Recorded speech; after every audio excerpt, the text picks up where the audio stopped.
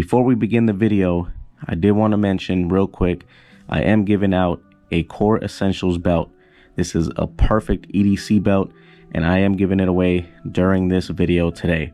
All you got to do is, one, you have to subscribe to this channel or be a subscriber, and two, you got to drop a comment.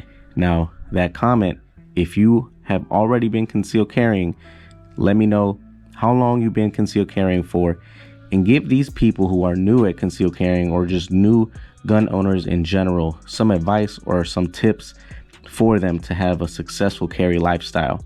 And if you're new to carrying, all you got to do is comment saying that you're a new concealed carrier or you're new to guns, and comment what gun you're looking at purchasing as your first gun. And that's all you got to do. And then at the end of today, I'm going to pick a winner, and I'm going to announce the winner Sunday morning, 9 a.m. So I should have that belt sent out to you guys in the mail by Monday morning, and hopefully you have it so that you can wear it by Christmas time.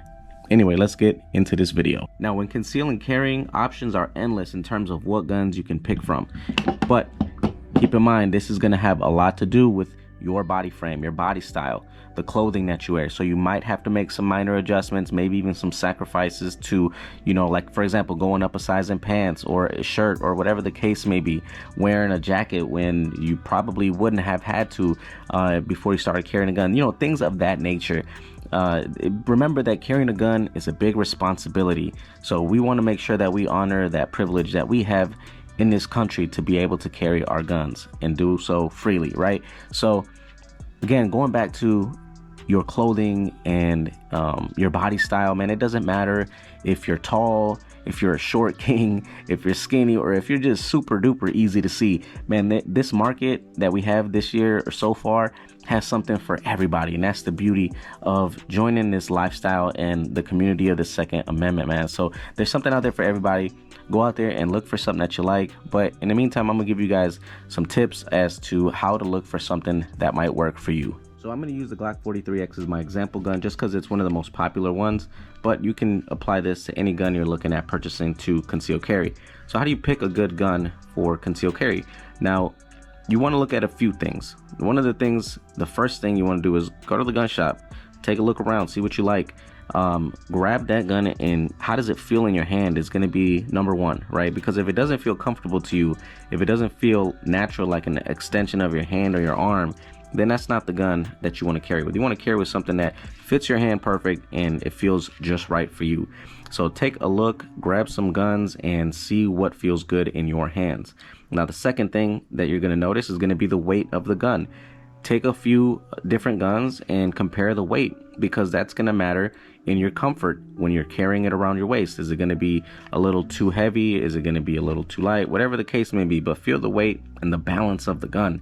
That's going to be huge as well. The third thing is going to be the length of the slide, which is going to be this top portion of the gun. This part is going to depend a lot on comfortability, not necessarily concealability. Now, this part is going to be the portion that goes inside your waistband, and that's going to get tucked inside your pants. What y'all think?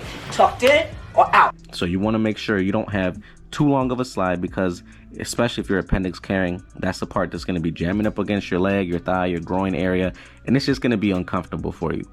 All right, so you want to make sure that you pick something that's got a decent sight radius and a decent slide length. You don't want to go too short on a slide either, because then what you're going to run into is when it's tucked in your waistband, because your slide is going to be so short, you're going to be running into problems with the gun just kind of flopping out away from your body like that. Okay, now another thing that you want to look for is going to be the width of the gun. The width of the gun, general rule of thumb for me is about an inch is what I'm comfortable with and what works best for me.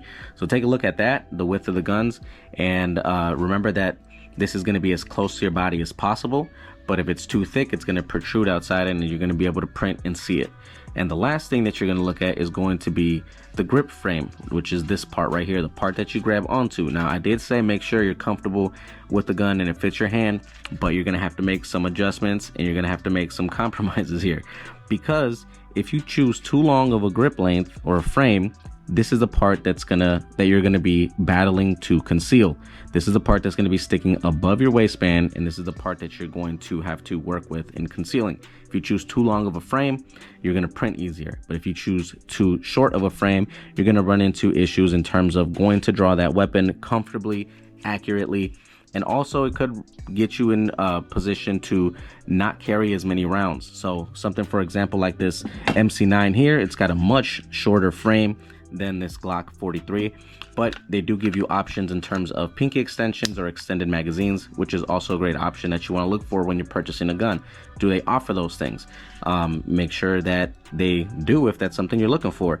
But basically, you want to make sure that you're at a perfect comfort zone with the gun, and that when you have it tucked in your waistband, that you can get a firm grip when you're going to draw that weapon when you need it.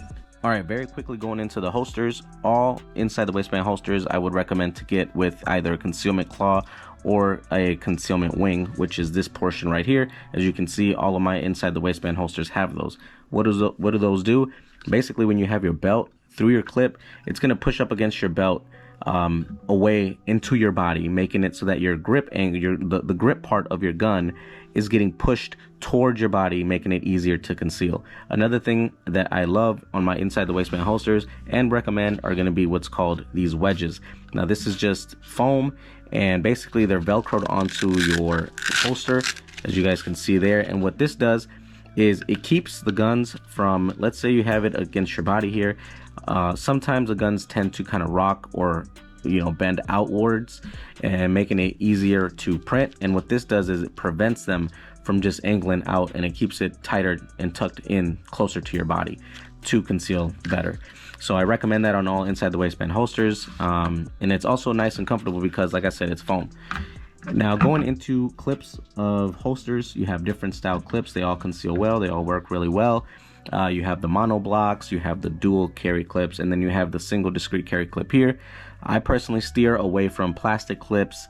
That's just my personal preference. Another thing to keep in mind with holsters in terms of concealability and comfort is going to be the sweat guard. Now the sweat guard is basically the backing of the holsters, and I'm going to show you guys kind of what those look like. So starting with this one here, this is considered a low or no sweat guard. As you guys can see here, the back part is the same height as the front, and then we're gonna have the mid.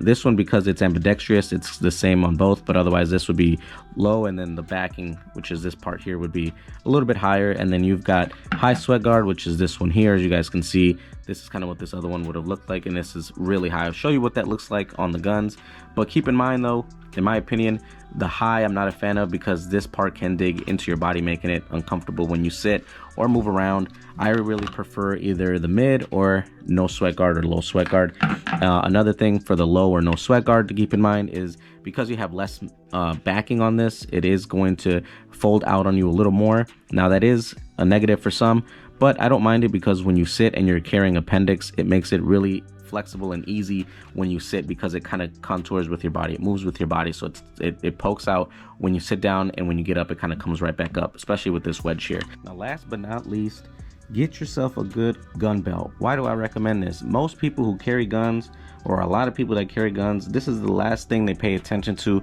but this is one of the most important parts of carrying.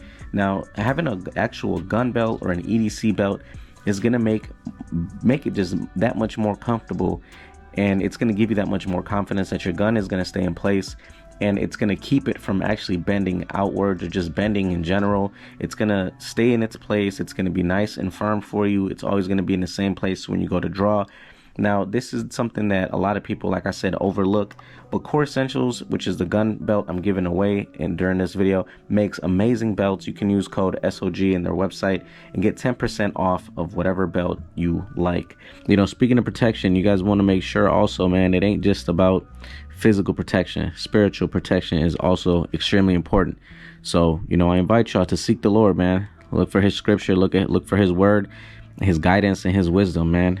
So I'm gonna wrap it up with that for this video. I hope you guys enjoyed it. I hope y'all learned something. Hit that like button if you enjoyed it, and drop a comment down below if you haven't already. But other than that, man, I appreciate you guys so much. Thanks for watching. God bless you guys, and I'll see you guys on the next video.